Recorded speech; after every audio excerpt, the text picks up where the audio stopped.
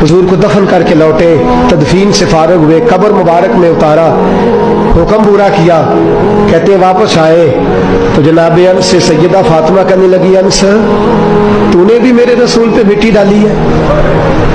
अंस तेरी जुर्रत हो गई थी? फरमाते उस वक़्त फातिमा का पहला आंसू गिरा और फिर 6 महीने हुजूर के बाद हयात रही, मैंने उसके आंसू गिरते देखे। लोग सो जाते, वो हुजूर के रोज़े पे जाके बैठ जाती।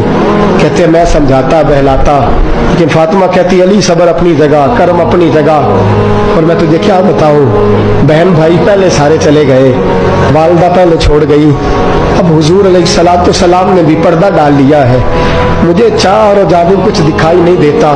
कहते 6वां महीना था हुजूर के विसाल को।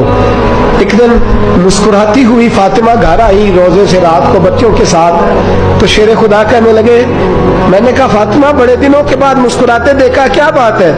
तो कहने लगी अली आज मेरी आंख लग गई थी, मुझे हुजूर ख्वाब में मिले हैं, तो मुझे हुजूर ने कहा तू रोती क्यों है? तो मैंने कहा महबूबा मेरा दिल नहीं लगता। तो फरमाया बेटी तैयारी कर, तू मेरे पास आने वाली है। हजरत अली फरमाते बस फातिमा बीमार हुई, चंद दिन गुजरे तो मुझे बुलाया, कहने लगी अली वक्त जाने का आ गया है, ये अली के घर की है इज्जत, अली से सुनते, नबी के घर की है इज्जत, नबी से सुनते। वो जिसने मुअज़्ज़ज़ किया घराने को, हुसैन पाल के जिसने दिया जमाने को, जाने का वक्त आ गया है अली।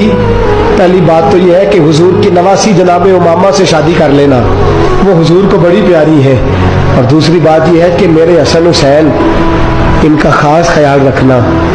और तीसरे लफ्ज कहे तो हजरत अली तड़प के रोए, कहने लगी मैंने वक्त गुजारा है, आपकी हुकूक मेरी जिम्मेदारी थे, मैं इंसान थी भूल जाती थी, अगर मुझसे कहीं कोई कमी रह गई हो तो मुझे रज़ाए इलाही से दरगुजर करना, कहीं मैं हुजूर के सामने जाके शर्मिंदा ना हो जाऊं। शेर खुदा करम अल्लाह ताला वजहुल करीम फरमाते मैंने हाथ थामा और मैंने कहा फातिमा अली का बड़ा मर्तबा था, पर जो तेरी निस्बत से कमाल था वो तेरा ही था।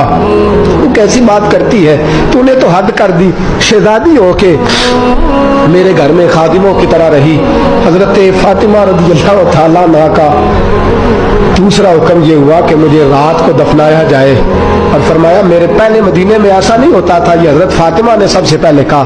फरमाया मेरी चारपाई के साथ लगा के ना शाखें, चारपाई के साथ तो ऊपर ला के उन्हें ऊपर से बांध देना और उन शाखों के ऊपर एक कपड़ा डालना, मेरे कफन पर भी किसी की नजर न पड़ जाए।